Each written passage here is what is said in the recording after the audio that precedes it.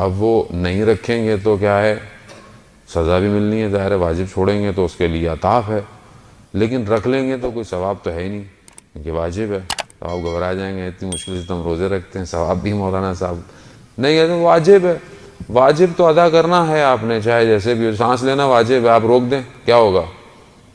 2-4 لوگ آئیں گے کاندھوں میں اٹھا کے لے جائیں گے آپ کو اگر آپ نے سانس روک دی۔ روزہ بھی ایسی ہے، چھوڑ دیں گے آپ کا اپنا نقصان ہے، قیامت والے دن جو مشکلات ہوں گی وہ انسان نہیں برداشت کر سکتا، اس لیے روزہ بڑا ضروری ہے، وہ تو سب نے رکھنا ہی ہے۔ تو کمال یہ ہے کہ جہاں پہ آپشن دیے گئے ہیں وہاں رکھے آدمی روزہ، یعنی جہاں مستحب ہے تو وہاں پتہ چلے گا کہ میں خدا سے محبت کے لیے رکھ رہا ہوں روزہ، نہ کہ دکھانے کے لیے۔ البتہ یہاں پہ بھی فقہی مسئلہ بیان کرتا چلوں، جس کے اوپر قضا روزے ہیں وہ قضا کی نیت کر کے رکھے، یعنی اس کو قضا جو ہیں وہ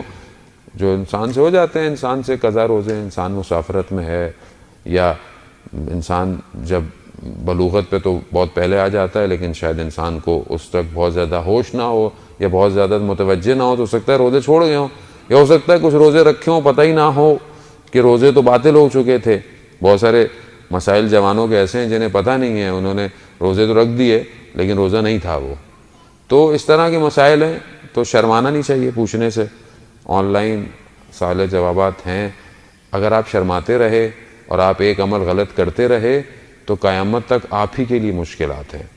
اور آج کے دور کے اندر حجت تمام ہو چکی ہے، کیا بولیں جی مجھے مسئلہ پتہ نہیں تھا، آپ قیامت میں کھڑے ہو کے یہ نہیں بول سکتے پروردگار اتنے تو تمہارے پاس میں نے مولوی بھیجے، کسی سے تم پوچھ لیتے، دوسرا آن لائن اتنے اویلیبل تھے ان سے پوچھ لیتے، کچھ نہیں تو کتابیں آن لائن موجود تھیں ان سے، یعنی کتنی آپشن ہیں آج ہمارے پاس،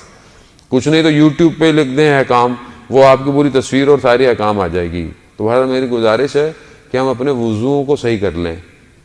میں اکثر لوگوں کو لوگ اتنی مستحبات بہترین ادا کر رہے ہوتے ہیں لیکن واجب وضو صحیح نہیں کر رہے، کئی لوگوں کو میں نے دیکھا، اور میں اچھا ہمارے لیے کیا ہوتا ہے کہ ابھی میں آپ کو دیکھوں گا، آپ کے چہرے پہ داڑھی، آپ جو ہے وہ، تو میں اب یہ تو نہیں کہوں گا کہ ہمیں وضو کر کے دکھائیں، خوب اچھی بات نہیں ہے کہ میں آپ کو بولوں، لیکن اگر آپ کر رہے ہوں اور میں گزر گیا تو مجھے محسوس ہوگا کہ کوئی نہ کوئی گڑبڑ ہے۔ ہم نے بھی ایسے سیکھا ہے، ہم بھی وضو کر رہے ہیں، ہمارے استادوں نے دیکھا، کسی نے دیکھا بھائی تم صحیح نہیں کر رہے، کیونکہ بہت سی چیزیں ہمارے ذہن میں سلاٹ فکس ہیں کہ بھائی یہی ہے، اب وہ اصل میں ویسی نہیں ہے، تبدیل ہیں، وہ ویسی نہیں ہے، تھوڑا سا میں پوچھ لوں، اب میں شرم کے آگے نہیں پوچھتا کہ بھائی پتہ نہیں، کوئی شرم کی ضرورت نہیں عزیزان محترم،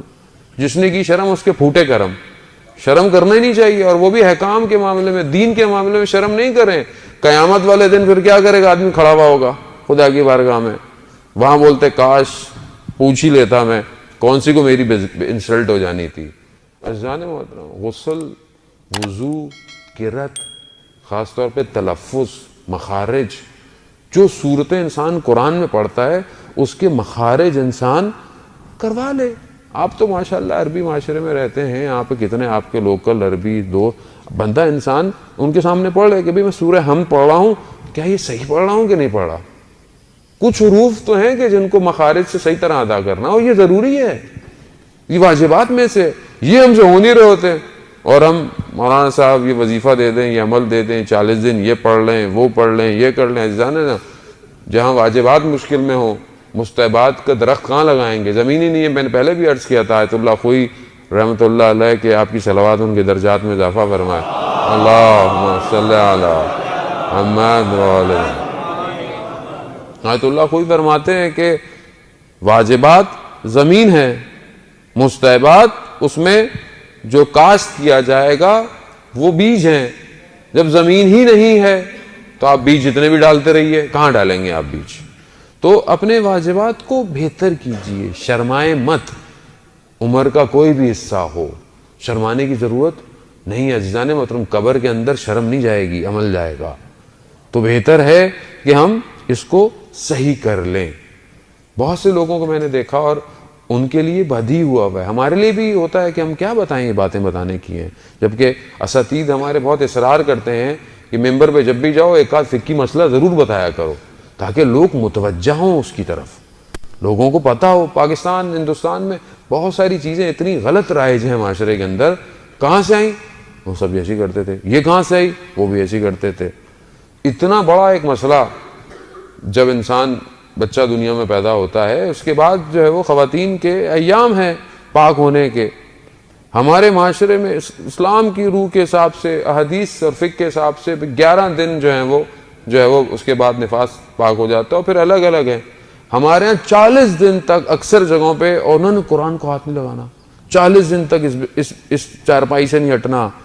یہی 40 دن تو مہم تھے اس بچے کے لیے کہ جو پاک اور طہارت کے ساتھ وہ دودھ پینا تھا جو اس کی گوشت اور پوست میں لگنا تھا، اسی کو آپ نے طاہر نہیں ہونے دیا۔ کتنا غلط کانسیپٹ ہے ہمارے ہاں، لیکن کیونکہ ہم نے کبھی زحمت ہی نہیں کی۔ توضیح المسائل کھول لیں، احکام کی کتاب کھول لیں، تہذیب الاسلام کھول لیں، کوئی چھوٹی چھوٹی باتیں عزیزان محترم یہ بڑی بن جاتی ہیں، اور پھر جب ہمارے مسائل پھنستے ہیں تو پھر ہمیں سمجھ میں نہیں آتا کہ مشکل ہماری اپنی ایجاد کی ہوئی ہے،